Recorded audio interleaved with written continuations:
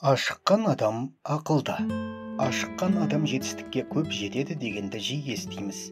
Әсіресе бұл коуч-тренерлердің сүйікті сөзі.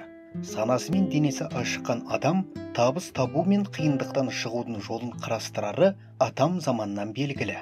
Егер адамзат ашықпаған болса, мұндай эволюцияға, технология мен ғылымға қол жеткізбес еді.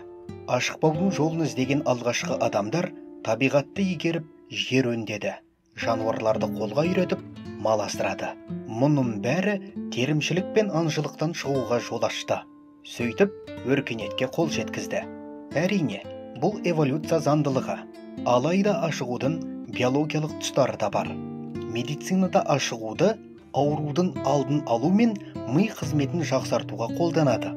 Мәселен, ғалымдар ас қорыту, ішек қызметін жүргізетін пептидті гормон грелиннің адамның тәбетін ашып, ашығуын жеделдететін қасиеттерімен қатар, ми жұмысын жақсартатын көмегі барын анықтаған.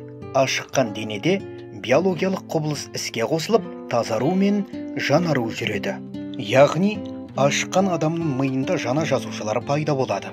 Содан ми қызметі күшейеді, әрі кәріліктің алдын алады.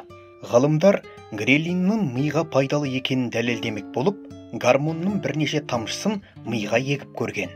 Сонда мидың нейрогенезіне, жана жасушыларды шығару үрдісіне жауап беретін гендердің іске қосылғанын байқаған. Ал тышқандарға жасалған тәжірибеде кеміргіштердің есте сақтауы жақсарып, үйренуге деген қабілеттері артқаны байқалған.